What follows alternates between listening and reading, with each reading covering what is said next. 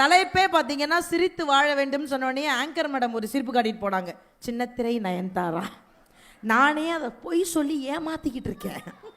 நான் அருணா மேடம் ரூமில் என்ன அந்த மாவட்ட நிர்வாகம் உள்ளே வாங்க மேடம் உள்ளே வாங்க மேடம் நான் ஒரு அம்மாட்ட அட்ரஸ் கேட்கறதுக்காக கார் கண்ணாடியை இறக்குனேன். அந்த அம்மா என்னைய குறுகுறுன்னு பார்த்துச்சு. நானே முந்திக்கிட்டேன், அறந்தாங்கி நிசா தான். அந்த அம்மா சொன்னுச்சு, அவ கலராக இருப்பா. நான் சொன்னேன், அது கலர் டிவி, இது பிளாக் அண்ட் ஒயிட்டு. இன்னும் மூஞ்சியை கழுவிட்டு வந்தேன்னா கொடூரமாக இருப்பேன். அந்த அம்மா பயங்கரமாக சிரிச்சுட்டு போயிட்டாங்க. ஒரு சின்ன நகைச்சுவையாவது பண்ணிவிட்டு போவேமேன்னு. ஏன்னா வர்ற இடங்கள் எல்லா இடத்துலையும் பார்த்தீங்கன்னா நம்மளை ஈஸியாக கலாய்ச்சிட்டு போயிடுவாங்க. ஆனால் வாழ்க்கையில் சிரிப்புங்கிறது ரொம்ப ரொம்ப முக்கியங்க. சிரிப்புங்கிற ஒரு விஷயம் இல்லைன்னா நான் எப்போவோ தற்கொலை பண்ணியிருப்பேன்னு மகாத்மா காந்தி அவர்கள் சொன்னாங்க. சிரிப்புங்கிறது எல்லாருக்கும் அது இயல்பாக வந்துடும். ஆனால் நிறைய இடத்துல நான் தப்பாக நினச்சக்கூடாது, ஆண்கள் மட்டும் கோச்சிக்கூடாது. சார் என்னடா இவ வர்றாளே டிவியில் எப்போ பார்த்தாலும் பொம்பளைங்களுக்கு சப்போர்ட் பண்ணுறா, வெளியில் வந்தாலும் அப்படி தப்பாக நினச்சிடக்கூடாது சார். இயற்கையாகவே சிரிக்கிற குணம் பெண்கள்கிட்ட அதிகமாகவே இருக்கும். அது இயற்கையாக இருக்கும். ஆண்கள் எப்போவுமே இறுக்கமாகவே இருப்பாங்க. நானே சில நேரத்தில் கேட்பேன், ஏன் ஆண்கள் இறுக்கமாகவே இருக்காங்கன்னு பார்த்தா ஒன்றும் பெரிய விஷயம் இல்லை. எங்கே சிரிச்சாலும் நம்ம பொண்டாட்டி அடிப்பாளோன்னு பயத்திலே உட்காந்துருப்பாங்க. ஆனால் பெண்கள் அப்படி கிடையாது, கள்ளங்கபடம் இல்லாமல் சிரிப்பாங்க சார். அதனால தான் போகிற எல்லா இடங்கள்லையுமே பெண்களையே குறி வைப்பேன், நல்லா சிரிங்க நல்லா சிரிங்க அப்படின்னு. ஆனால் இந்த மேடை எனக்கு அப்படியே ஆப்போசிட்டாக இருக்குது. நிறைய ஆண்கள், அவரெல்லாம் அந்த பிங்க் கலர் ஷர்ட்லாம் குலுங்கி குலுங்கி சிரிக்கிறாரு, ஜாலியாக சிரிக்கிறீங்க. எனக்கு இந்த மேடை உண்மையிலே வர்ற வரைக்கும் பயத்திலே வந்தேன் சார். ஆஹா இன்னைக்கு வெறும் சேரை பார்த்தா அரை மணி நேரம் பேச போகிறோமோ அப்படின்னு பயத்தில் வந்தேன். ஏன்னா போகிற இடங்களில் நல்லா சிரிச்சிட்டிங்கன்னா அதை விட ஒரு பெரிய சந்தோஷம் எனக்கு வேறு எதுவும் கிடையாது. அதே மாதிரி உங்கள்கிட்ட ஒரு சின்ன வேண்டுகோள், புத்தக திருவிழாவுக்கு வர்ற எல்லாருமே, இப்போ நான்லாம் ஆரம்பத்தில் புத்தக திருவிழாலாம் போனதில்லை. ஆனால் நான் என்னைக்கு போக ஆரம்பிச்சனோ என்னால் முடிஞ்ச ஏதோ ஒரு புத்தகத்தை வீட்டில் கொண்டு போய் வாங்கி வைப்பேன். இப்போ நம்ம நிகழ்ச்சிக்கு வந்திருக்கோம், உங்கள் பிள்ளைகளுக்கு இல்லை நீங்கள் படிக்கிறதுக்கு உங்கள் பிடித்த மாணவர்களுக்கு பரிசு கொடுக்கறதுக்கு கூட முடிஞ்சா நிகழ்ச்சி முடிச்சுட்டு உள்ளே போய் என்ன புத்தகமெல்லாம் இருக்குது, என்ன மாதிரியான புத்தகமெல்லாம் இருக்குன்னு ஒரு பார்வையிட்டீங்க அப்படின்னா அதை விட சந்தோஷம் இந்த உலகத்தில் எதுவுமே கிடையாதுங்க. என்ன காரணம் தெரியுமா? புத்தகத்தை படிக்கும் வரை அது வெறும் காகிதம். புத்தகத்தை படிக்கும் வரை அது வெறும் காகிதம். படித்து முடித்து விட்டால் அதுதான் உங்களுடைய ஆயுதம். அதை யாராலையும் மறுக்கவே முடியாது. படிப்போம் சார், வாழ்க்கையில் சந்தோஷமா இருப்போம், சந்தோஷமா படிப்போம். இந்த பிறவி எடுத்ததே சிரிக்கிறதுக்கு மட்டும்தாங்க. நான் முன்னாடியே சொல்லிடுறேன், நான் பேசி முடிக்கிற வரைக்கும் நல்லா கலகலகலன்னு சிரிச்சுக்கிட்டீங்கன்னா எனக்கு அதை விட சந்தோஷம் எதுவுமே கிடையாது. மரியாதைக்குரிய ஈரோடு மகேஷ் அவர்கள் மேடைக்கு. நாம் யாவரும் எதிர்பார்த்து கொண்டிருந்த சிறப்பு விருந்தினர் திரு ஈரோடு மகேஷ் அவர்கள் நம்முடைய சிறப்பு விருந்தினராக வருகை தந்துள்ளார்கள். அவர்களை திருவள்ளூர் மாவட்ட நிர்வாகம் சார்பில் வருக வருக என அன்புடன் வரவேற்கின்றோம். கரங்களை தட்டி நாம் அவரை மீண்டும் ஒரு முறை வரவேற்போம். பெரிய ஆர்டிஸ்ட் வந்திருக்காங்க. நான் லேட்டாக வந்ததுனால உங்களுக்கு காஃபி கிடையாது, குடிச்சிட்டு வந்துட்டீங்களா? என்ன அதெல்லாம் உண்மையிலேயே ஒரு நல்ல, இப்போதான் எல்லாரும் அப்படி உள்ள வந்து உட்காடுறீங்க, எனக்கு அதுவே ஒரு பெரிய சந்தோஷமா இருக்கு. ஏன் கலகலகலன்னு சிரிங்க அப்படின்னு சொல்றோம்னா, நல்லா சிரிச்சிங்கன்னா வாழ்க்கையில எனக்கு தெரிஞ்சு பெண்களுக்கெல்லாம் நிறைய முடி முளைக்குங்கிறாங்க. நல்லா சிரிச்சிருங்க. நல்ல எனக்கெல்லாம் பாருங்க இப்படி எடுத்து போட்டுருவேன், ஏன்னா கலண்டு வந்துடும், அந்த பயத்திலே உள்ள வச்சிருக்கேன். வாழ்க்கையில் சிரிப்புங்கிறது ரொம்ப ரொம்ப முக்கியங்க. அது இறைவன் மனுஷங்களுக்கு மட்டும்தான் கொடுத்துருக்கான். எந்த ஊர்லையும் ஒரு மாடு இன்னொரு மாடை பார்த்து சிரிக்காது, சாப்பிட்டியா அப்படிலாம் கேட்காது. ஆனால் அதுக்கு இருக்கிறது கூட நமக்கு நிறைய இடத்துல இல்லாமல் போயிடுது, அது வேற பிரச்சனை. ஆட்டு மாடெல்லாம் சிரிக்காதீங்க, மனுஷங்களுக்கு மட்டும்தான் சிரிக்கக்கூடிய தன்மையை கொடுத்துருக்காங்க. அதனால வாழ்க்கையில் என்ன பிரச்சனை நடந்தாலும் சிரிச்சுக்கிட்டே அதை ஹேண்டில் பண்ணுங்களேன், வாழ்க்கை எப்பவுமே சந்தோஷமா இருக்கும். இப்போ நம்மள மாதிரி பெண்களுக்கெல்லாம் அதிகபட்ச கஷ்டம் என்ன? அதிகபட்ச கஷ்டம் என்ன மேடம்? புருஷன் கூட வாழ்றதா? I am not expecting you. நான் எவ்வளவோ தேவலை, நான்லாம் என் கணவரை பார்த்தா கையெடுத்து கும்பிடுவேன், கண் கண்ட தெய்வமாக பார்த்துக்கிட்டு இருக்கேன். அன்னைக்கெல்லாம் தூக்கி அப்படியே ஆற்றுல எரிஞ்சிட்டேன் அவரை. ஏண்டி ஆற்றுல எரிஞ்சேன்னாரு. இன்னைக்கு விநாயகர் சதுர்த்தி, எல்லாரும் தெய்வத்தை எறிவாங்க, நான் ஏன் தெய்வத்தை எறிகிறேன்னாரு. அதோட ஓடினவர் தான். எனக்கெல்லாம் உண்மையிலே என் கணவரை பார்த்தா பயமாக இருக்கும் மேடம், நான் அவ்வளோ பயந்த சுபாவம். ஆனால் ஒரு பெண்ணுக்கு எது தெரியுமா பெரிய கஷ்டம்? நாம பெக்கிற குழந்தைய கடைசி வரைக்கும் வளர்த்து அதை பள்ளிக்கூடத்துக்கு அனுப்பி அதுகளுக்கு நல்லது கெட்டது பார்க்கறது எவ்வளவு கஷ்டம் தெரியுமா? இங்க இருக்கிற எல்லா ஆண்களையும் கேட்கிறேன், யாராவது ஒரு ஆளாவது ஒரு நாளாவது உங்க பிள்ளைய ஸ்கூலுக்கு கிளப்பி கொண்டு போய் விட்டுருக்கேன்னு சொல்லுங்க, வித்து சாப்பாடு ஊட்டி பாத்ரூம் கூட்டிட்டு போய். எல்லாம் சொல்லுவேன், கையை தூக்கப்படாது. என்னடா அப்பா கையை வலுக்கட்டாயமா தூக்குற? யாராவது ஒரு ஆம்பளைங்க சொல்லுங்க சார், காலையில நான் மட்டுமே எந்திரிச்சு கிளப்பி குளிக்க வச்சு சாப்பாடு ஊட்டி பாத்ரூம் ஒரு புள்ள பார்க்காது, சும்மா அலுவணி ஆட்டம். ஐயா நான் பண்றதுக்கு போதான் எங்க அம்மா பண்றாங்க. ஐயா நீங்க இன்னும் அரை மணி நேரம் கழிச்சு கூட வந்து தொலைச்சிருக்கலாம். ஒரு நல்லா பேச விடுறீங்களா அழகு தேவதைய? காலையில இவங்க எழுப்புறதே பெரிய கஷ்டங்க. பள்ளி நான்லாம் அரசு பள்ளி மாணவி. யாரெல்லாம் இங்க அரசு பள்ளியில படிச்சீங்க? இல்லை அதுக்கு தேவையில்ல, யார் படிச்சீங்கன்னு கேட்டேன். ஆஹா எங்க ஐயாவை பாரு, எங்க தாத்தாவை சிகப்பு துண்டை போட்டு ஜம்முன்னு உட்காந்துருக்காரு பாரு. உண்மையிலேயே அரசு பள்ளியில படிச்ச சந்தோஷம் மாதிரி இந்த உலகத்துல எதுவுமே கிடையாதுமா. சுதந்திரமா படிச்சோம், சந்தோஷமா படிச்சோம். எங்க வீட்டிலலாம் நான் தான் முதல்ல பள்ளிக்கூடத்துக்கு எங்க அப்பா போயிருக்காரு, காலேஜுக்கு நான் தான் முதல்ல போனேன். எங்க அப்பா தான் என்னை கொண்டு போய் ஸ்கூல்ல சேர்த்தார். முத கொண்டு போய் ஸ்கூல்ல சேர்க்கும் போது இந்த அனுபவம் எல்லாருக்குமே இருக்கும். ஏன்னா எல்லாரும் அரசு பள்ளியில் அப்படி தானே படித்தோம். 9:30 மணிக்கு ஸ்கூல்னா 9 மணிக்கு தான் சார் நம்ம அந்த ஸ்கூல் வாசல்லே காலை வைப்போம். அது வரைக்கும் ஹாயாக கிடப்போம் நம்ம பாட்டுக்கு. அந்த காலையில் ஸ்கூலுக்கு அந்த முதல் நாள் போகும்போது பிள்ளைங்க தேமி அழுகும், போமாட்டேன். அப்பா சப்புன்னு அறைவர், வா உனக்கு என்ன தெரியும், பள்ளிக்கூடத்துக்கு போன்னு உள்ள கொண்டு போய் தரன்னு இழுத்து உள்ள போட்டதுக்கு அப்புறம் எல்லா அப்பாக்களும் டீச்சரை பார்த்து ஒரு வார்த்தை சொல்லுவாங்க. என்ன வார்த்தை? என்னங்கம்மா? கண்ணை மட்டும் விட்டுட்டு அட்டி உரிச்சு எடுங்க சார். நீங்க சொல்லலைன்னா உள்ள வச்சு கொஞ்சுவாங்க, ஏற்கனவே அங்க உரிக்க ரெடியா இருப்பாங்க. இதுல நம்ம போய் சொல்லிட்டு வருவோம், கண்ணை மட்டும் விட்டுட்டு மொத்தத்தையும் உரிச்சு எடுத்துருங்க சார் அப்படின்னு. அவன் அழுவான், நான் போமாட்டேப்பான்னு காதத்தோடு மூக்கத்தோடு வாயத்தோடுன்னு ஏகப்பட்ட விஷயத்த சொல்லி நம்மளுக்கு கேள்வி கேட்டு பேச வச்சு அதை கொண்டு போய் பள்ளிக்கூடத்துக்குள்ள திணிச்சு. இதெல்லாம் எப்ப நடந்துச்சு? அப்ப நம்ம அழுது அப்பா தரதரன்னு இழுத்துட்டு போய் பள்ளிக்கூடத்துல விட்டதெல்லாம் ஒரு காலம். இன்னைக்கு அப்படிலாம் கிடையாது. அவன் ஜாலியா வர்றான் ஸ்கூலுக்கு, அப்பா தான் அழுதுகிட்டே வர்றாரு. பாத்துடா டீச்சரை ஒன்றும் பண்ணிடாதடா. அதுக்கு அவன் அது நடந்துக்கிறத பொறுத்து இருக்கு. என் லைன்ல கிராஸ் பண்ணா என் வேலையை காட்டி போடுவேன். இவங்க 2 பேரும் கிளாஸ்ல பேசிக்கிறாங்க, குமார் ஹோம்வொர்க் எழுதுனா மிஸ் அடிப்பாங்களோ, நம்மளும் அடிச்சா மிஸ் ஜெயில போடுவாடா. யாரா நீங்கெல்லாம்? இவங்களை அடிக்கவே முடியல மேடம், பள்ளிக்கூடத்துல அநியாயம் பண்றாங்க. அதை விட பெரிய குடும்பம் இந்த பேரண்ட்ஸ் மீட்டிங்னு ஒன்று நடக்கும். என் பையன், ஐயா உங்களை பற்றி தான் சொல்கிறேன், என் பையன் ஒரு ஸ்கூலில் சின்னதாக இருக்குது, தூரமாக இருக்குன்னு மகேஷ் அவர்கள்ட்ட சொன்னோம். அதாவது முதல் நாள் சொன்னேன், மறுநாள் காலையில் ஸ்கூலை மாற்றினார். என் பையனை அவர் தான் ஸ்கூலில் சேர்த்தாரு.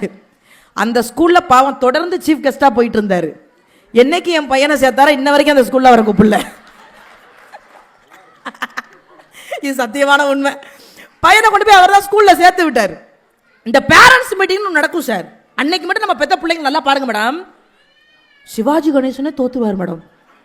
அன்னைக்கு காலையில் நம்மள்ட்ட நடிப்பாங்க பாரு, ஒரு நடிப்பு. என்ன தேப்பாங்க, பொட்டு வைப்பாங்க, இப்படியும் பாங்க. அன்னைக்கெல்லாம் நேராக ஒருத்தர் போயிட்டாரு, சார் என் பிள்ளை எப்படி படிக்கிறான்? சூப்பராக படிக்கிறான், பெரிய டாக்டரா வருவான். எப்படி சார் சொல்றீங்க? என்ன எழுதுறான்னு ஒரு மண்ணு விளங்கலடா. யாரா எதுக்குடா இவனெல்லாம் பெத்து கூட்டியாந்து என் தலையில கட்டுறீங்க? அதில் இந்த நம்ம ஸ்கூல் படிக்கும் போது ஒரு கேள்வி கேட்பாங்க, நீ டாக்டர் ஆனா என்ன பண்ணுவ, நீ இன்ஜினியர் ஆனா என்ன பண்ணுவ, நீ கலெக்டர் ஆனா என்ன பண்ணுவ. நான்லாம் என்ன எழுதுறேன்னு எனக்கு இப்போ வரைக்கும் தெரியாது. ஆனா என்ன மாதிரி எழுதி விடுவோம் நம்மளும். அன்னைக்கு ஒருத்தர் போயிருக்காரு, குடியரசுத் தலைவரானா என்ன ஆவ எழுதுறா. ஒருத்தர்லாம் அடிஷனல் பேப்பர் வாங்கி எழுதியிருக்கான் மேடம், ஒருத்தர் மட்டும் எழுதாமலே உட்காந்துருக்கான். அவன்கிட்ட போய் கேட்டிருக்காரு, எழுதி தொலைடா, குடியரசுத் தலைவரானா என்ன பண்ணுவ எழுது. அவன் சிரிச்சுக்கிட்டே சொல்லியிருக்கான், நான் குடியரசுத் தலைவரானா நான் ஏன் சார் எழுதணும், என் பிஏ தான் சார் எழுதுவான். போய் பிஏ, ஏன்டா உனக்கு பிஏ வர வைக்கணுமா நானு?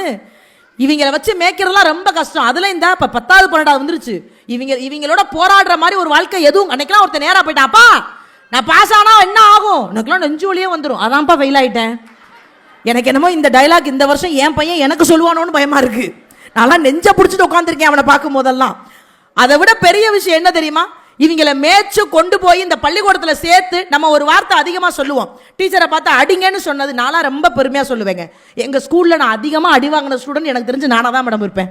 என்னையெல்லாம் எங்கள் அப்பா எதுக்கு பெற்றாரு, கொண்டு போய் அடி வாங்குறதுக்கே பெற்றிருப்பார் போல. நான்லாம் அந்த லாஸ்ட் பெஞ்ச் ஸ்டூடெண்ட். யாரெல்லாம் இங்கே லாஸ்ட் பெஞ்ச் ஸ்டூடெண்ட்? அதுக்கும் தேவையில்லை, என்னடா வர வர திருவள்ளூர் திருவள்ளூரா இருக்கு, நார்மலா கத்த மாட்டீங்களா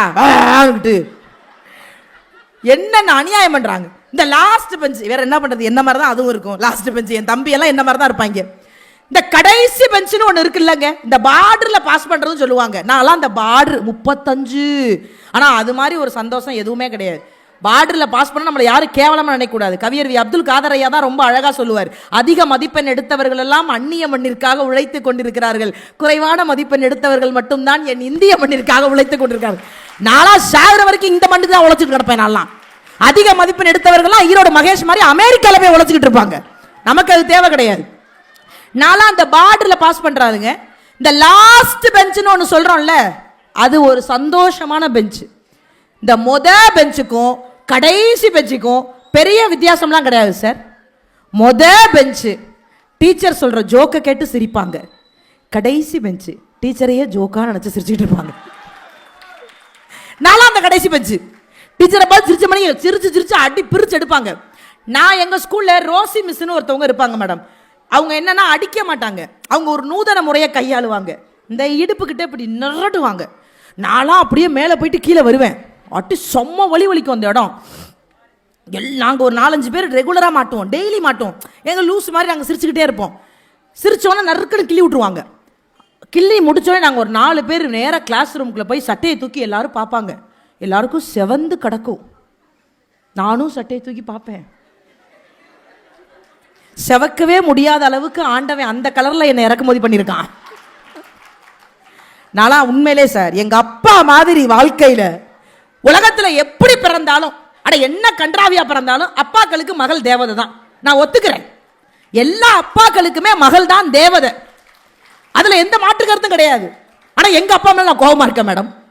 நான் உண்மையிலேயே என் பிறப்பெல்லாம் அவ்வளோ ஜாலி. நான் பிறந்து அப்படி வெளியில வரும்போது எங்க அப்பா வாசல்ல நின்று வாங்கி கேட்டிருக்காரு, குழந்தைய கேட்டா குளவிக்கல்ல கொடுக்குறீங்கன்னு. பயந்துருக்காரு அந்த மனுஷன்லாம்.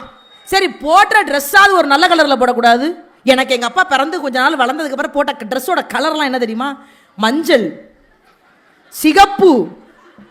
இதென்ன பிரமாதம், இதை விட ஸ்பெஷல் ஐட்டம் ஒன்று இருக்கு, கருப்பு. நீங்க நினைச்சு பாருங்க, அந்த ட்ரெஸ்ஸை போட்டு நான் தெரிஞ்சானா குடிச்சா தாமரையா ஓடி இருப்பேன் நான். எங்க தெருவில் ஒரு கிளவி இருக்கும், நல்ல பாட்டியம்மா. அந்த அம்மா என்ன கூப்பிடும், வா கொப்பனுக்கு அறிவே இல்லை, என்ன கலர்ல எடுத்து கொடுத்துருக்கேன், இந்த கலர் உனக்கு எடுக்கவே இல்லை. நான் மறுநாள் வேற ட்ரெஸ் போட்டு வருவேன். தம்பி ஸ்நாக்ஸா, நேற்று இப்படி தான் ஒரு மேடையில் எனக்கு கொடுத்தாம தின்னுட்டார் சார் ஒருத்தர். சைடு லைட்டாக கை இப்படி வாங்கிருச்சு, அவ்வளோதான். மறுநாள் சிகப்பு ட்ரெஸ்ஸை போட்டு வருவேன். அந்த கிழவி என்ன கூப்பிடும், வா என்ன ட்ரெஸ்ஸு போட்டிருக்கேன், இந்த கலர் உனக்கு எடுக்கவே இல்லை. நான் ஒரு நாள் கடுப்பில் கேட்டேன், இன்னுமா உன்னை இந்த ஆண்டவன் எடுக்கவே இல்லை, நான் என்ன கலர் போட்டாலும் கூப்பிட்டு கூப்பிட்டு என் உசுரை வாங்கிட்டு இருக்கேன், வா அந்த பக்கம் அப்படின்னு. இந்த அப்பாக்கள் எப்போவுமே அப்படிதாங்க வாழ்க்கையில். இங்கே நிறைய ஆண் பிள்ளைங்க பெண் பிள்ளைங்க நிறைய பேர் இருக்கும். நீங்கள் நல்லா கவனிச்சு பாருங்களேன், எல்லா வீட்லையுமே அந்த பெண் பிள்ளை பிறந்துட்டா மட்டும்தான். ஒரு காலத்தில் சொல்லுவாங்க சார், ரொம்ப முன்னாடி எனக்கு நல்லா ஞாபகம் இருக்கு, எங்க அப்பா இருக்கும் போதே சொல்றேன், நான் பிறக்கும் போதே ஆண் பிள்ளை பிறக்கணுங்கிற மோகம் அதிகமா இருந்தது. அது இப்ப சத்தியமா அப்படி கிடையவே கிடையாது. இப்ப எல்லா அப்பாக்களும் போய் வேண்ட ஒன்னே ஒன்று என்ன தெரியுமா, எப்பா எந்த ஜென்மத்துல எனக்கு ஆம்பளை பிள்ளைய கொடுத்துறாத பொம்பளை பிள்ளையா கொடுறான்னு. அதுக்கு என்ன காரணம்னா, ஆண் பிள்ளை வீட்டுல விருந்து வேணா சாப்பிடலாம், பொம்பளை பிள்ளை வீட்டுல மட்டும்தான் சார் இருந்து சாப்பிடலாங்கிற நிலைமை வந்துருச்சு. அதுக்கு ஒரே காரணம் படிப்பு மட்டும்தான் சார். பொம்பளை பிள்ளைங்க படிக்க ஆரம்பிச்சிட்டோம், சொந்த காலில் நிற்க ஆரம்பிச்சிட்டோம், வேலை பார்க்க ஆரம்பிச்சிட்டோம், அப்பா அம்மாவை வச்சு சோறு போட ஆரம்பிச்சிட்டோம், அவ்வளவுதான் வித்தியாசம். ஆனால் ஒரு காலத்தில் பாருங்க, நீங்க எல்லா பெரிய ஆஸ்பத்திரியிலையும் ஒரு கிழவி இருந்து விட்டுருப்பாங்க. அந்த கிழவி யாரை பெற்ற கிழவினே தெரியாது. நீ எங்க யாருக்கு பிள்ளை பிறந்தாலும் அது 2 டைலாக் வச்சிருக்கோம், வரவு நஷ்டம். ஆம்பளை பிள்ளை பிறந்தா வரவு, பொம்பளை பிள்ளை பிறந்தா நஷ்டங்கும். நம்ம இது கட்டி கொடுக்க போற மாதிரி எல்லா ஆஸ்பத்திரியிலும் 2 உட்காந்துருக்கும். நீங்க நல்லா கவனிச்சு பாருங்க, ஆம்பளை பிள்ளை பிறந்துட்டான்னு யாருமே கத்த மாட்டாங்க, எனக்கு சிங்கா குட்டி பிறந்துட்டான். அப்ப மனுஷன் பிறக்கவே மாட்டானாடா. இன்னும் ஒருபடி உசரத்துல போய் சொல்லுவாங்க, எனக்கெல்லாம் கொல்லி வைக்க ஆம்பளை பிள்ளை பிறந்துட்டான், அவன் 16 வயசுல ரெடியா இருப்பான், கொல்லி ரெடி வந்து படுப்பாம்பா.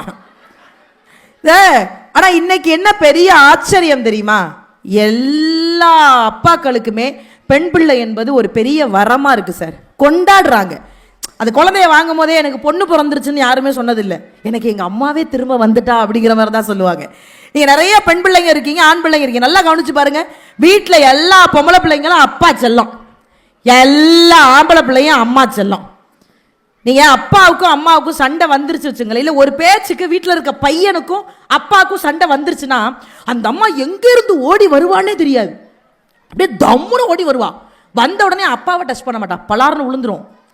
பையனை தான் விடுவா. அறிவில்லை உனக்கு, யாருக்கிட்ட எதிர்த்து பேசிக்கிட்டு இருக்க? அவர் உங்க அப்பா. அந்த பையனுக்கு தெரியாத? அவர் உங்க அப்பா. 35 வருஷமா அவர் கூட வாழ்ந்துகிட்டு இருக்கேன், ஏன் முன்னாடி எதிர்த்து பேசுறியா? உனக்கு என்னடா தெரியும் அவரை பத்தி? அந்த ஆள் ஒரு லூசு, நீ வா. இதுக்கு அவன் எவ்வளவோ தேவையில்ல. ஆனா இந்த பெண் பிள்ளைன்னு ஒன்று இருக்கு இல்லைங்க, அது மாதிரி வீட்டில் ஒரு சந்தோஷம் எதுவுமே கிடையாது. வாழ்க்கையில பெரிய சொத்து அதெல்லாம். அப்பாக்கள் இன்னைக்கு நிறைய பேர் கலகலன்னு வீட்டில் சிரிக்கிறோம், சந்தோஷமா இருக்கோம், மனசை விட்டு பேசுறோம் அப்படின்னாலே அந்த பொம்பளை பிள்ளை தான். ஒன்றும் வேணாம், நம்ம ரசம் தான் வச்சிருப்போம், மிஞ்சி மிஞ்சி போனா ரசம் தான் வச்சிருப்போம். இல்லை ஃபர்ஸ்ட் இந்த அம்மா இங்கிட்டு கத்த விட்டுச்சு, இந்த அம்மாவை இப்போ தான் அடக்கி உட்கார வச்சேன். இப்போ அவன் எந்திரிச்சு கத்தனா, இங்கே நான்லாம் யோசிக்க மாட்டேன், மேக்கப்பை கலைச்சு போடுவேன் பார்த்துக்க. ஐயா நான் எங்கேயா ஆம்பளை பிள்ளைங்க குறை சொன்னேன்? ஆண் பிள்ளைங்க அம்மா செல்லம், பொம்பளை பிள்ளைங்க அப்பா செல்லம். எல்லா இடத்துலையும் நீங்கள் கவனிச்சு பாருங்க, பொம்பளை பிள்ளைங்களுக்கு ஒன்றுனா அப்பா தாங்க மாட்டாங்க, என்ன கேட்டாலும் வாங்கி கொடுத்துருவாங்க. நீங்கள் ஒன்று வேணாம். ஏன் எல்லா அப்பாக்களுக்கும் பொம்பளை பிள்ளைங்களை பிடிக்குது, எல்லா பொம்பளை பிள்ளைங்க அப்பாவை பிடிக்குது தெரியுமா? ரசம் தான் வச்சுருக்கோம் அந்த பொம்பளை பிள்ளை, வெறும் ரசம் தான் வச்சுருக்கோம். அது சென்னையில் ஊற்றுனா ஆவடி வரைக்கும் ஓடும். அதை சாப்பிட்டுட்டு அப்பா சொல்லுவார், எங்கள் அம்மா கைப்பக்குவம் அப்படியே இருக்கு. எது இங்கே ஊற்றுறது ஆவடி வரைக்கும் ஓடுறதா? அந்த ரசத்தை அதுவே திங்க முடியாது. ஆனாலும் இப்போ பெண் பிள்ளைங்கள இந்த விட்டு கொடுக்காத அப்பாக்கள். எனக்கு நாளாக பள்ளிக்கூடத்துக்கு போன நல்ல ஞாபகம் இருக்குங்க. எனக்கு வாழ்க்கையில் பெரிய சந்தோஷம், இந்த பள்ளியில் நிறைய கற்றுக்கிட்டேன். நான் ஏன் எங்கே போனாலும், என் பையன் ஸ்கூல்லேயே நான் சொல்லியிருக்கேன், நீங்கள் எவ்வளோ வேணாலும் அடிங்க, சார் தான் வந்து அடிக்க வேணாம்னு சொல்லுவார். நான் அப்படி கிடையாது, நான் அடிக்க சொல்லுவேன் பையன் அவனை நல்லா இருப்பீங்க சார், அடித்து வழங்க சாரும்பேன். எனக்கு நல்ல ஞாபகம் இருக்குங்க, எங்கள் ஸ்கூலில் நான் வாங்காத அடி யாருக்கிட்டையுமே கிடையாது. எனக்கு என்ன ஒரு பெரிய சந்தோஷம்னா, பள்ளிக்கூடத்தில் வாங்குற அடி தான் இன்ன வரைக்கும் இந்த சமுதாயத்தில் என்ன அடி விழுந்தாலும் எந்திரிச்சு நிற்கிற அந்த திராணியும் தெம்பும் எனக்கு இருக்கு. அப்படின்னா இங்கே ஆசிரியர்கள் எனக்கு கொடுத்த அடி தான் சார். இன்னைக்கு இவங்களை அடிக்க முடியுதா சார்? முதல்ல நம்மளும் கிளம்பி வர்றாங்க சார் வீட்டிலேருந்து. பேரண்ட்ஸை முதல்ல சொல்லணும். முதல்ல நம்ம பெத்தவங்க பிள்ளைங்க வந்து நம்ம கிட்ட வந்து, அம்மா டீச்சர் என்னை அடிச்சுட்டாங்கம்மா அப்படின்னோட நம்ம உடனே சேலை கட்டி வரைஞ்சு கட்டிக்கிட்டு சொந்தக்காரங்களை கூட்டிகிட்டு அங்காளி பங்காளி பக்கத்து வீட்டுக்காரன் எழுத்து வீட்டுக்காரன் தெரியாதவன் ஆட்டோவில் போகிறவன் எல்லாத்தையும் கூட்டிகிட்டு பள்ளிக்கூடத்துக்கு போகக்கூடாது. 5 நிமிஷம் உட்காந்து நாம பெத்த வானரம் என்ன பண்ணுச்சு, பண்ணிருக்கும், பண்ணக்கூடிய ஆள் தான். ஏன்னா இவங்களை பற்றி நமக்கு தெரியும். குழந்தைங்க முதல்ல சார், என்னை பொறுத்த வரைக்கும் நான் சில விஷயங்கள் என் பிள்ளைங்களுக்கு சொல்லி கொடுத்துக்கிட்டே இருப்பேன். குழந்தைங்க தோக்கவே கூடாதுன்னு நினைக்கிற பெற்றோர்கள் நல்ல பெற்றோர்கள் சத்தியமாக கிடையாது. எந்த குழந்தையெல்லாம் தோத்து போகணும்னு நினைக்கிறோமோ அந்த பெற்றோர்கள் தான் நல்ல பெற்றோர்கள். நீங்கள் என்ன தப்பாகவே நினச்சாலும் பரவாயில்ல. ஜெயிக்கிறவங்களால என்ன கற்றுக்க முடியுங்கிறதெல்லாம் எனக்கு தெரியாது, ஆனால் தோக்குறவனால எல்லாமே கற்றுக்க முடியும். இனிமே தோக்க கூடாதுங்கிறதையும் அவனால் கற்றுக்க முடியும். ஸோ வாழ்க்கையில் அடிங்கிறத குழந்தைங்க வாங்கிட்டுங்க. நம்ம நினச்சிக்கிட்டு இருக்கோம் குழந்தைங்களுக்கு சுதந்திரம் என்பது நிறைய கொடுப்போம், தப்பே கிடையாது. எல்லாத்தையும் விட நான் எல்லாரையும் சொல்லலை. இன்னைக்கு நானே கொண்டு போய் லேட்டாக தான் என் குழந்தைங்களாம் ஸ்கூலில் சேர்த்தேன். 5 வயசுல நம்மளும் சில தப்பு பண்ணுவோம். வாயத்தோதனே பள்ளிக்கூடத்தில் கொண்டு போய் சேர்த்து விட்டுறோம். அன்னைக்கு அம்மான்னு கூட சொல்ல தெரியாதுங்க. வீட்டில் பேசுனா கொண்டு போய் பள்ளிக்கூடத்தில் விட்டுறோம். உள்ளே விட்டோனே மிஸ் சொல்லும், பேசக்கூடாது, இப்போ தாண்டி வாயை திறந்தோடனே எங்கள் அம்மா கொண்டு போய் ஸ்கூலில் விட்டாங்க. அதெல்லாம் நீங்கள் நல்லா கவனிச்சு பாருங்க. அதுக்கு என்ன தெரியும், காலையில் எந்திரிச்சு நான்லாம் உண்மையிலே ரொம்ப கொடுத்து வச்ச சைலாங்கெல்லாம். நான்லாம் வந்து 97 பிறந்த ஆள். Just 2K. ஐயா நீங்கள் போன பாருங்கய்யா, 2K கிட்ஸுங்க. நான்லாம் இந்த 80s 85 அந்த 75 அந்த இதெல்லாம் பிறந்தவங்களாம் உண்மையிலே கொடுத்து வச்சவங்க. 5 வயசு 6 வயசுல தான் ஸ்கூலில் நான் 87ங்க ஒத்துக்கிறேங்க. நான் 87ங்க விட்டா ஆதார் கார்டெல்லாம் கேட்பாங்க போல இருக்கு. என்னங்க திருவள்ளூரில் கூட்டி வச்சு இப்படி கொடுமைப்படுத்துறீங்க என்ன? யாரு? நான்லாம் சும்மா சொல்ல மாட்டேன், அம்புடைய ஜெராக்ஸை எடுத்துட்டு வந்துடுவேன். 87 பிறந்தோம். நாங்களாம் நல்லா கவனிச்சு பாருங்க. இந்த 5 வயசு 6 வயசுல தான் ஸ்கூல்ல சேர்க்கணுங்கிறதே சட்டம். அது இன்னைக்கு அப்படி கிடையாது. மாசமானோடனே பதறாங்க பள்ளிக்கூடத்தில் சேர்க்கணும்னு. மாசம் தானே ஆயிருக்கு, நல்ல பள்ளிக்கூடத்தில் சேர்க்கணும் அப்படின்னு கொண்டு போய். அது அப்பதான் காலையில எந்திரிச்சு கண்ணே முழிச்சிருக்காது. அதை குளிப்பாட்டி, அதுக்கு ட்ரெஸ் மாட்டி, அதுக்கு ஷூ மாட்டி, அதுக்கு டை மாட்டி, எல்லாம் மாட்டி. நீங்க நல்லா கவனிச்சு பாருங்க. காலையில 2 இட்லியை உள்ள வச்சு திணிச்சு, எக்காரணத்தை கொண்டு அந்த 2 இட்லி வெளியில வந்துடக்கூடாதுன்னு ஒரு டை, எக்காரணத்தை கொண்டு அந்த 2 இட்லி கீழே இறங்கிடக்கூடாதுன்னு ஒரு பெல்ட், எல்லாத்தையும் மாட்டி அந்த மஞ்சள் கலர் வேன் ஒன்று வரும். உங்களுக்கு தான் அது வேனு, அவனுக்கு அது நாய் பிடிக்கிற வண்டி. அது வண்டியில ஜாலியா சுத்துற வயசு. அதை கொண்டு போய் அந்த வண்டியில ஏத்தி உள்ள போய் உக்காந்தோடனே அம்மா சொல்லும் பாய் சொல்லு. அவன் சொல்லுவான் நீ அம்மாவே இல்லை. உள்ள இருந்து டாடி வந்து சொல்லுவார் பாய் டாடி ஆய். ஒரு குழந்தைங்க எனக்கு தெரிஞ்சுங்க, குழந்தைகளுடைய சுதந்திரமும் நம்ம நிறைய கொடுக்கணும். அதே சமயத்தில் எந்த அளவிற்கு குழந்தைகளுக்கு சுதந்திரம் கொடுக்கணுமோ அதையும் நம்ம பார்த்துக்கிட்டே இருக்கணும். சின்ன சின்ன விதைகளை நம்ம குழந்தைங்க மனசுல தூவிக்கிட்டே இருக்கணுங்க. ஒரு குழந்தை, ஒரு அரசு பள்ளியில் படிக்கிற குழந்தை தினமும் காலையில் 8 மணி ஆனா அவனுக்கு ஸ்கூல் லேட்டு தான், ஆனால் 8 மணி ஆனா நேராக பள்ளிக்கூடத்துக்கு ஓடுவானாம். அப்படி ஓடும்போது அந்த பள்ளிக்கூடம் போற வழியில ஒரு விலை உயர்ந்த கார் ஒன்று அவனை கிராஸ் பண்ணும். அந்த காருக்கு முன்னாடி அவன் கை நீட்டுவான், அப்படி லிஃப்ட் கேட்கறது. அந்த கார் நின்னதே கிடையாது. திரும்ப மறுநாள் வருவான், அதே மாதிரி 8 மணிக்கு வருவான். திரும்ப அந்த விலை உயர்ந்த கார் ஒன்று கிராஸ் பண்ணும், திரும்ப அப்படி கையை நீட்டுவான், அந்த கார் நின்னதே இல்லை. திரும்ப மறுநாள் வருவான், திரும்ப கை. அந்த காருக்குள்ள இருந்த மனைவிக்கு கோவம் வந்துருச்சு. ஏங்க இப்படி ஏத்தி அப்படி இறக்கணும் பள்ளிக்கூடம். அந்த பையனும் டெய்லி கை நீட்டுறான். ஒரு நாள் அந்த குழந்தைய இந்த காரில் ஏற்றக்கூடாதா? நம்ம என்ன குறைஞ்சா போயிடுவோம்? உள்ளே இருந்தவர் ரொம்ப அழகாக சொன்னாராம், இதே பள்ளிக்கூடத்தில் தான் நானும் படித்தேன், இதே மாதிரி ஏழ்மையினுடைய விளிம்பில் தான் நானும் இருந்தேன். எத்தனையோ நாள் பள்ளிக்கூடத்துக்கு போகும்போது எத்தனையோ கார் இந்த வழியாக போகும். நான் ஏதாவது ஒரு காரில் ஏறிட மாட்டோமான்னு கையை காமிச்சிக்கிட்டே போவேன். எந்த காரும் எனக்கு நின்னதில்லை. அன்னைக்கு என் மனசுக்குள்ள ஒரு வைராக்கியம் வந்துச்சு, இதே மாதிரி ஒரு கார் வாங்கி இந்த ரோட்டில் நம்ம போகணுண்டான்னு. இந்த பையனுக்கு நான் கொடுக்காதது லிஃப்ட் கிடையாது, இந்த வயசில் அவனுக்கு நான் விதைக்கிற விதை. நீ வேணா பாரு, இன்னும் பல வருஷம் கழிச்சு அவன் இதே மாதிரி காரில் போவான் பாருன்னு. குழந்தைங்களுக்கு நாம விதைக்கிற விதை இருக்குல்ல, அது ரொம்ப முக்கியங்க. அது ரொம்ப பாசிட்டிவா விதைச்சு வைங்க. சந்தோஷங்கிறது எல்லா இடத்துலையும் இருக்கும்.